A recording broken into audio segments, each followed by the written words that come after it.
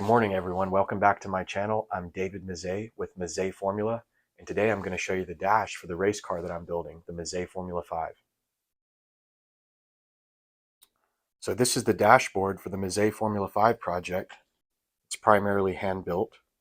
This dash was constructed, the actual dashboard itself, by Todd Buddy from Force Fed Fabrication. So oftentimes people ask, why all the analog gauges? What's the point of those if you already have an IC7 digital race display? And that's a good question. The IC7, which is a Haltech product, I'll show you this up close. It's a really nice product. The IC7 is capable of doing multiple displays, and it's digital, so you can cycle through these, and I'll fire this up in a minute. And it communicates through CAN bus with the ECU, which means it has a high and low CAN signal. So it's an amazing thing because you can pretty much get whatever information you want from the car and all of that information, and you can arrange it however you want. You can organize it using software. So it's really great. And so a lot of people wonder, well, if you already have that, then what's the point of the additional analog gauges? And the thing is, for me, it's the human experience. There's something about seeing the gauge out of the corner of your eye and it actually moving with a needle that is just invigorating. Like, it just makes you feel alive. It's great.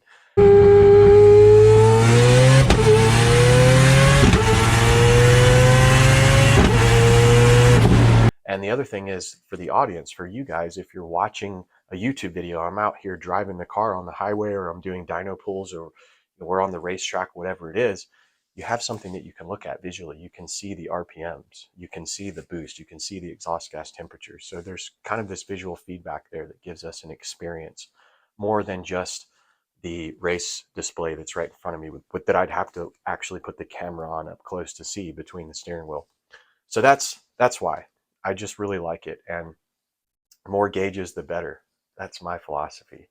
I want it to feel like a 1990s race car that's been combined with technology today to maximize the human experience. Sitting inside the Mazda 767B right now. It's super tight in here, but this is so cool. This is the most amazing experience. So let's go over some of the components on the dash and what they all do, and then I'm going to fire the dash up with a drill battery so you can see what it looks like turned on. So the first piece you'll notice is the IC7 from Haltech, and this product is amazing. I didn't realize how quality this was until I received it. I thought that this was plastic, but guys, this is actually metal, and this is actually glass. It's a really high quality product. So then you have over here is a Defy gauge for the RPMs, and these are all the same series. These are called the Defy Red Racer gauges, and it took me about 2 years to source all of these. This is a shift light that you can program green and red for different conditions. And then this is actually from the S1 sequential, which is the sequential adapter that goes on T56s. I like the shape and the design of this shift, I guess you would call it a gear indicator. And I'm going to program this to work with my Hollinger MXT transmission. So I made this little bracket back here to hold it, and I just love being able to see the gear position right here. I mean, I know I can display it there, but there's just something cool about having the additional capability of displaying it. Then we move down here to the switch panel. This is a CAN keypad, 15 position CAN keypad from Haltech. So much like the IC7 uses a high and low CAN signal, so does this keypad. And what this allows you to do is program any one of these switches to do whatever you want it to do, pretty much. I mean, it's pretty much endless with the computer. Like, this could turn on the headlights, this could be the blinker, this could be the parking lights, this could be the fuel pump, this could be boost up, that could be boost down, and then you can change all of them. So that's what's really cool about this, and it's only 2 wires, high and low CAN. This is the start button. I know you don't have to have an actual start button, but I like the feeling, the experience of pushing against a spring to run the starter motor. And then this will be your battery isolator switch on and off. And then this will actually turn on the ECU on and off. And then this adjusts your brake bias. This is from Tilton. And this adjusts the bias between the front and rear master cylinders from the Tilton pedal box. And then here is our hydraulic line lock, mechanical line lock, which will allow us to lock the brakes on the car for longer periods of time than, say, the electronic line lock that we also have. And then obviously this is to power the laptop or your cell phone if you're in a tuning conditions and things like that. So that's pretty much the dash. Oh, I forgot these little switches. These are Haltech 12 position switches. It's just a general 0 to 5 volt output. As you adjust the switch, it changes the output somewhere between 0 to 5 volts, depending on which position. And you can use these universally in the computer to call up different types of things. So like this could be 12 positions for boost, with 1 being the lowest, 12 being the highest. This could be 12 positions for, say, your traction control amount of slip between the front and rear that's allowable, the aggression of the traction control. I mean, this could do like target air fuel, whatever you want. And then I have the steering wheel here. And these are the Hollinger shift paddles, up and down for the sequential transmission.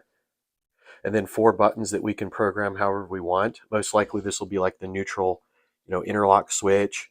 This will probably be the line lock if you're on a hill and you want to keep from rolling back. This could be like rolling anti-lag. This could be the horn, that type of deal. And so I wired all this myself, and I found this really cool cord, which is flexible, right? And it has quite a few cores in it. So, I was able to put it all together into this one DTM connector. And so that's it. And then you can kind of see the wiring that I did. Nice and clean. So you can easily remove the dash from the car by just unplugging these wires. And I'm not going to get into details on what every single wire is, but it's really nice. And so I'm very excited. So now what I'm going to do is I'm going to fire the dash up for you. I'm just going to power it up so you can see what it looks like, and then you can get an appreciation for the IC7. Okay, so I'm going to try to do this one-handed, but I've got the power and the ground hooked up to a drill battery powering the DTM connector. And then you can see this is kind of what it looks like. So, obviously the gauges aren't accurate. They're bouncing around because the sensors wires aren't hooked up, but this is it. And this is the IC7 display. You can see it's actually really clean, and the resolution is pretty high. It's really nice. And you see where I had to actually trim the metal down here to make it fit. It's just a barely perfect fit. I absolutely love it. It's so cool. So yeah, this is the dash for the race car, and it's been quite a process. This is one of my favorite pieces of the car, and I can't wait to install it and see it all put together. I have mounted it dry without the wiring, and it looks pretty good. I'll show you that too.